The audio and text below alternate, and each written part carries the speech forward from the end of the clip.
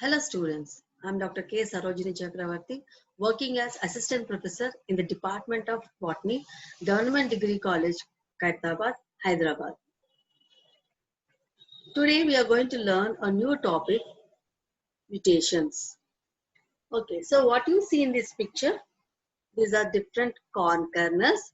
In the corn kernels, some are colored, some are yellow colored, and some are multicolored. Okay, so why it is happening? When you think of a corn, we think corn or maize or yellow in color. The kernels are yellow in color, but here what you are seeing some brightly colored kernels, dark purple color, purplish black. Okay, some are reddish color. So why it is happening? So these this is known as mutations. So these are known as mutated corn kernels. So today our topic is on mutations. What are mutations?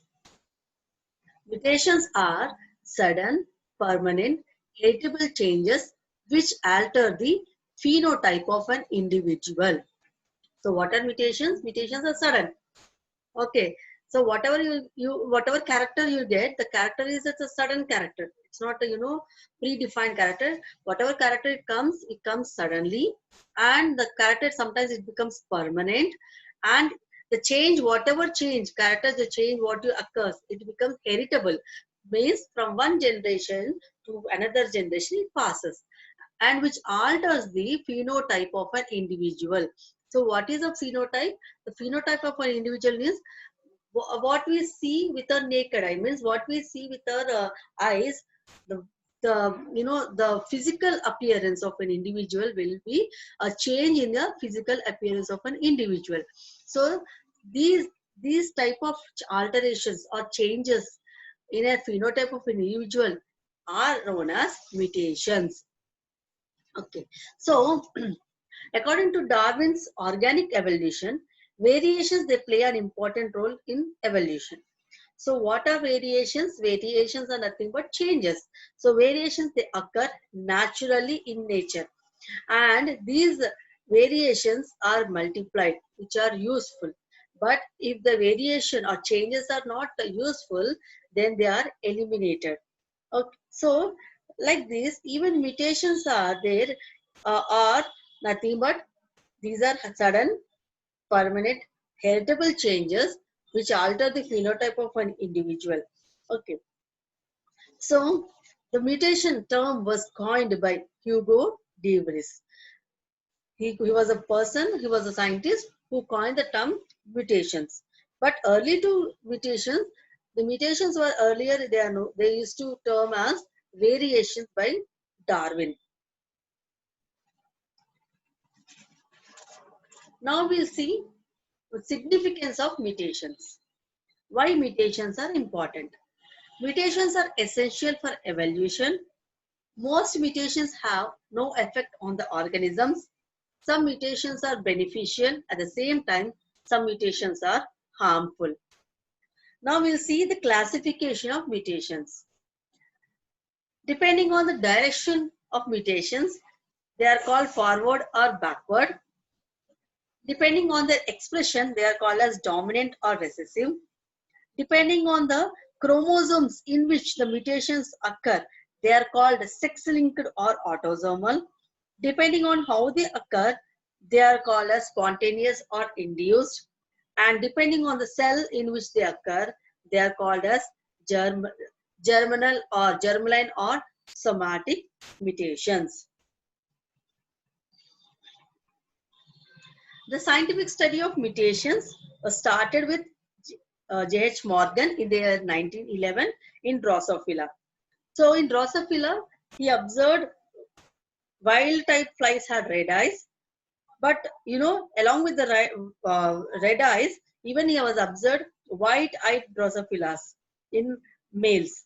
The gene responsible for this eye color is present on the X chromosome, and it expressed only in males. So this was the first mutation experiments done by studies done by J.H. Morgan in the year 1911 in Drosophila. Now we'll see types of mutations. The first one is morphological mutations. What are morphological mutations? If the change occurs in the morphology like shape, color, size, etc., then that heritable changes are known as morphological mutations. Next is biochemical mutations. So these occur due to deficiency of nutrients in the medium. So if that particular nutrient is supplied in the medium, then that mutation can be rectified. These are studied in bacteria and in Drosophila and fungi. Those are known as biochemical mutations. Next is resistant mutations. This show their growth in presence of antibiotics, example streptomycin, ampicillin, etc., to which the wild type genes are susceptible. That's why these mutations are known as resistant mutations. Next is lethal mutations. So these are responsible for the death of organisms due to changes in the genes. That's why they are known as lethal. Lethal means almost death. These are lethal mutations. Next one is conditional mutations. So what are conditional mutations? The mutant phenotypes will be expressed only under certain conditions. So that's why these mutations are known as conditional mutations. Means they are expressed only in the presence of high temperature. So like this, that's why they are known as conditional mutations. Next is dominant and recessive mutations. So some mutations are dominant mutations. That means they are dominant in nature. Some mutations are recessive in nature, and that's why they are known as recessive mutations. Next, if the mutations occurs in a germline or then they are known as germline mutations. If the mutations occurs in uh, in somatic cells, not in the germline sense, if it occurs in somatic cells, then they are known as somatic mutations. Next is spontaneous mutations. So what are spontaneous? Spontaneous means suddenly. So if the mutations occur suddenly, then they are known as spontaneous mutations. And if the mutations occurs because of any induced character, then it is known as induced mutations. This is the um, how mutations are divided. That it shows mutations are divided into two types: spontaneous and induced. And induced mutations are again divided depending on the type of mutagen. It is divided into two types: physical and chemical. Physical mutations are of two types: ionizing, example because of X-rays and beta rays; non-ionizing, that is UV rays. And chemical mutations are because of chemical mutagens, like for example nitrogen mustard, ethyl methane sulfonate, nitrous acid, etc. And the spontaneous mutations which occur suddenly, there are two types. That is chromosomal aberrations, that is changes in the chromosome number and structure, that is chromosomal aberrations. Next is gene mutations. If a change occurs in the gene level, then it is known as gene mutations. The gene mutations are of three types: insertion, deletion, substitution. And again substitution was again divided into two types: transitions and transversions. Transitions were divided into three types: base analogs, deamination, frame shift. Chromosomal aberrations. The chromosomal aberrations, as I said, the change in the number and the structure of chromosome. So if there is a change in the number, then they are known as numerical changes. If the change in the structure of a chromosome, then they are known as structural changes. The numerical changes are of two types: euploids and aneuploids. Euploids are again divided into two types: polyploids and haploids. Aneuploids are divided into four types: monosomic, nullisomic, trisomic, tetrasomic. The structural changes, the changes in the structure of a chromosome, are of four types. They are deficiencies, duplications, inversions, translocations. We'll go with induced mutations. What are induced mutations? Induced mutations are not rare in occur. They are very where they are, whenever any mutagen is there, either physical or chemical mutagen. Because of that, there is a occurrence of mutation or alteration in the phenotype of an individual.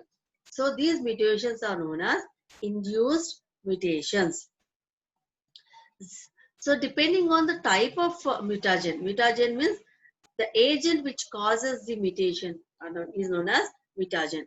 So if depending on the type of mutagen, it is of two types: physical mutagens and chemical mutagens. So physical mutagens are again of two types: ionizing and non-ionizing. Okay. So what is ionizing physical mutagens? The ionizing physical mutagens are X-rays and beta rays. Non-ionizing physical mutagens are UV rays, ultraviolet rays. So ionizing radiation, it includes X-rays, beta rays, gamma rays, neutrons. And these radiations, they have high energy and they have high penetration.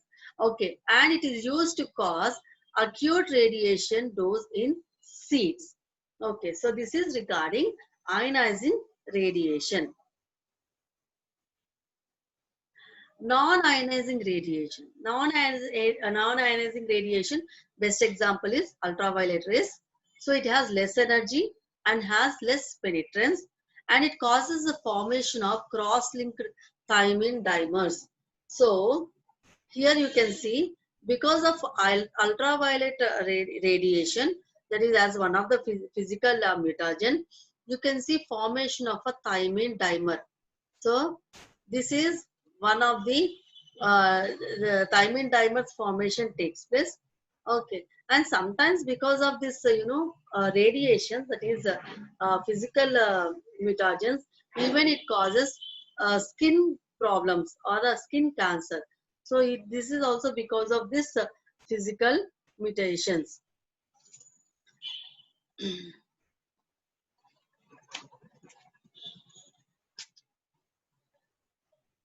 Okay, so when you come to regarding the ionizing radiation, X-rays,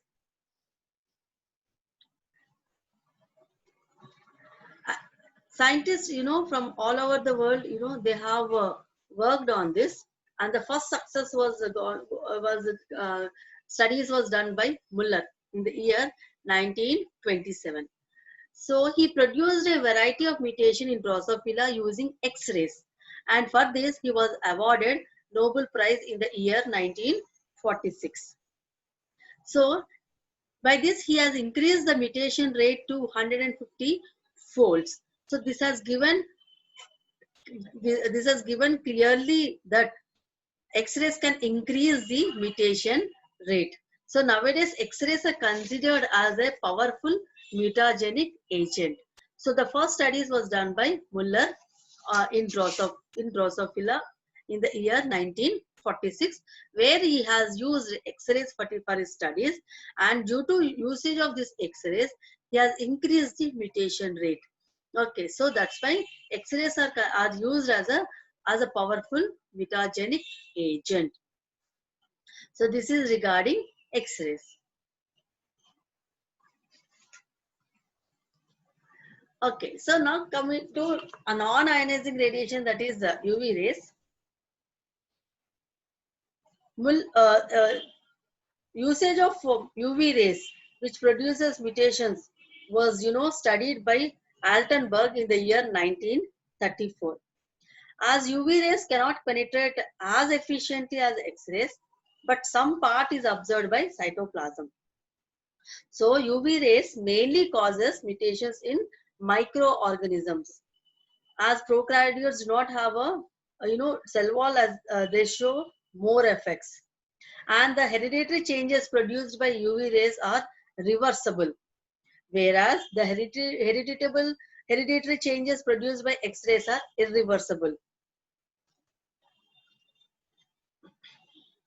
The damage caused by UV rays repairing machinery is present in all organisms, and this is called photo repair or photo reactivation.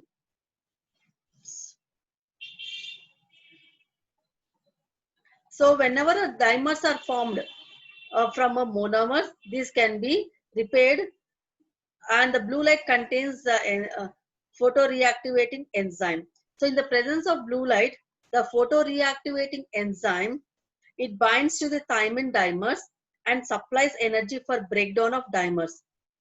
Then the enzyme is released. So how it happens? So because of UV light, thymine dimers are formed. But again, by using the same, thymine dimer formation can be, repaired by, which is caused by UV rays by using the blue light. The blue light contains, photoreactivating enzyme activator. Okay, in the presence of blue light, what happens? The photoreactivating enzyme, it binds to the thymine dimers, and it supplies energy for the breakdown of these dimers, making them as an monomers. So like this, thymine dimers repair activity will be done.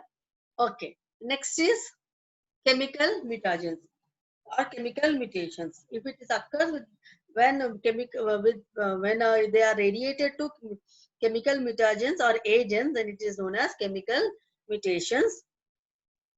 So there are many chemical mutagens are there. They are classified into 6 categories: aziridines, mustards, nitrosamines, epoxides, alkyl sulfonates, and other miscellaneous. So in aziridines, ethylenamine comes under this. In mustards, nitrogen mustard, sulfur mustard comes under this. In nitrosamines, dimethyl nitrosamine. In epoxides, ethylene oxide, diepoxybutane. In alkyl sulfates, methyl methane sulfonate, that is MMS, ethyl methane sulfonate, EMS comes. And other miscellaneous chemical mutagens are nitrous acid, hydrazine, hydroxylamine.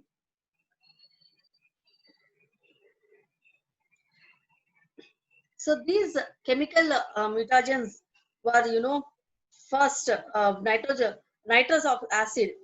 Nitrous acid was causes mutations in Aspergillus, and it was first observed by Sternberg and Thorne in 1939. Auerbach and Robson in the year 1946 observed nitrogen and sulfur mustards. It induces mutations in Drosophila. EMS and MMS, that is ethyl methane sulfonate, and diethyl sulfonate, are called alkylating agents. In this, monofunctional, bifunctional, and polyfunctional alkylating agents are present. Okay. So, what the function of these alkylating agents? The alkylation of phosphate moiety in the DNA, that is the first function. Hydrolysis of triester bond between sugar and phosphate, that is the second function. And third one is bases are alkylated, and the last is depurination. So these are the few changes which occurs in DNA when they are subjected to these alkylating agents, that is DES, diethyl sulfonate, MMS, that is methyl methane sulfonate, and the third one is ethyl methane sulfonate. So they have a direct effect on the DNA, changes in the DNA. Okay, the first one is alkylation of phosphate moiety in the DNA. The second one is hydrolysis of triester bond between sugar and phosphate. And the third one is bases are alkylated. And last is depurination. Okay, next we'll go with spontaneous mutations, that is chromosomal aberrations, changes in the number and structure of chromosomes. So in this, first we'll go with structural changes in chromosomes. The first structural changes in chromosome is deficiency. What is deficiency? Deficiency is nothing but a loss or a loss of a part of a chromosome. Deficiency is loss of a part of a chromosome is known as deficiency. Okay. So what happens when chromosomal aberrations occurs? Okay, so when chromosomal aberrations occurs, So deletion, that is a loss of a part of a chromosome. So here this is the chromosome. So at any point there will be a 2 breaks. So this breaks, it results in the deletion of that chromosome, and the chromosome, the length of the chromosome is shortened. So this is the first structural changes is deletion, deficiency. Okay, so the first one is deficiency. Next one is, so because of the deficiency, we can see formation of a loop in salivary gland chromosome of Drosophila. And pseudodominance helps to locate genes on specific chromosomes in an organism. That is also because of deletion. Okay, so here the parents, these are recessive parents and these are dominant parents, these are gametes.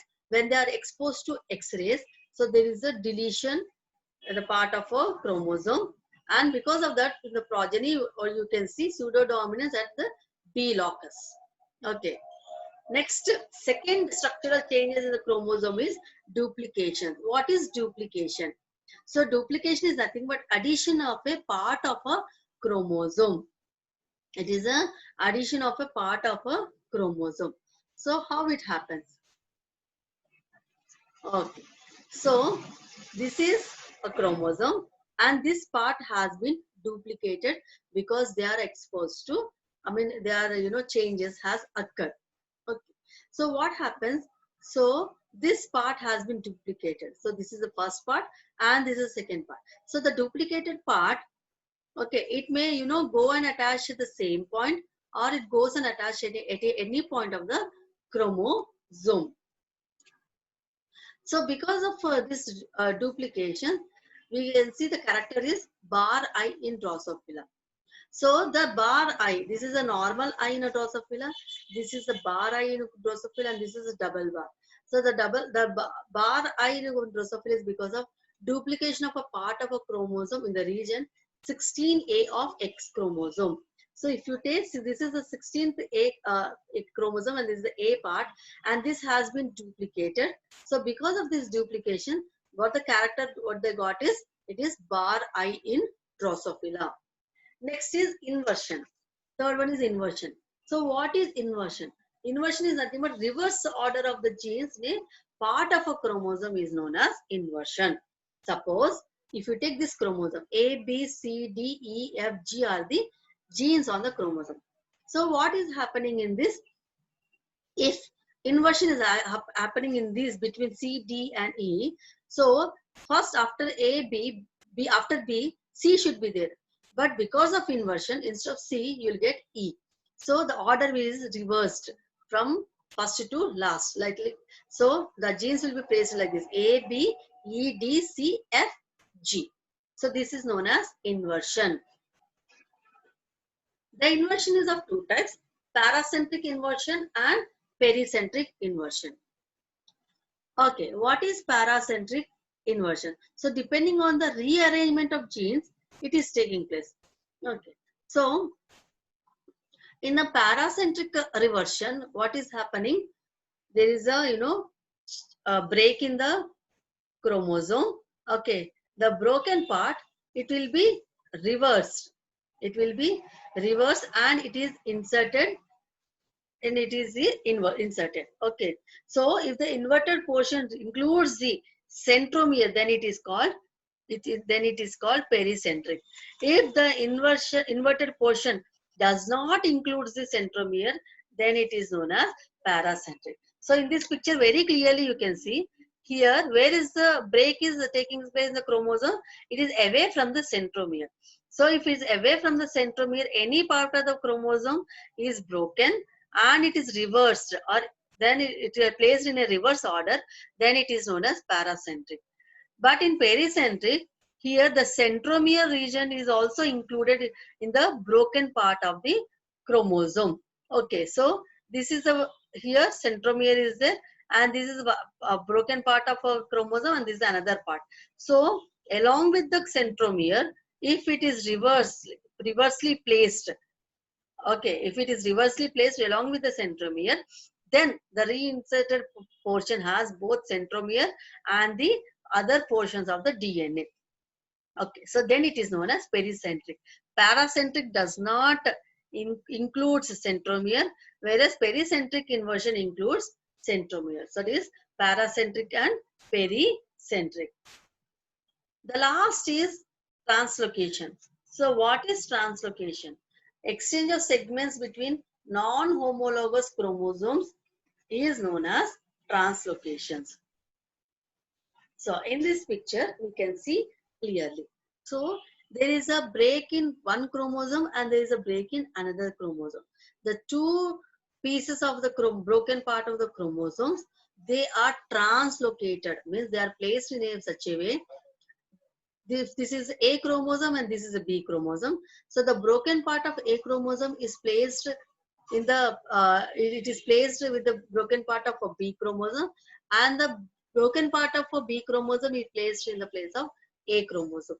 So this is known as translocation, means the broken part are detached from their parent chromosome and they are attached to another chromosome. A detachment and attachment is known as, between non-homologous chromosomes, is known as translocation. So this translocation are of three types. One is simple translocation, means a break occurs in one chromosome and the broken part, it gets attached to the end of non-homologous chromosomes. That is simple, but it occurs very rarely. The second one is shifts. A chromosome breaks at two places. A simple break occurs in the non-homologous chromosome. The broken parts gets inserted in a non-homologous chromosomes. So that is known as shifts. And next is reciprocal translocation. So what is a reciprocal translocation? When parts of chromosomes belonging to two different pairs of chromosomes, when they become exchanged, that results in the formation of reciprocal translocation. Okay, so here this is known as reciprocal translocation, from where one it is shifted to and it get attached to another chromosome. So this is regarding structural changes in chromosomes. So in the next class we'll continue with the chromosomal aberrations, in which we'll see the numerical changes in chromosomes.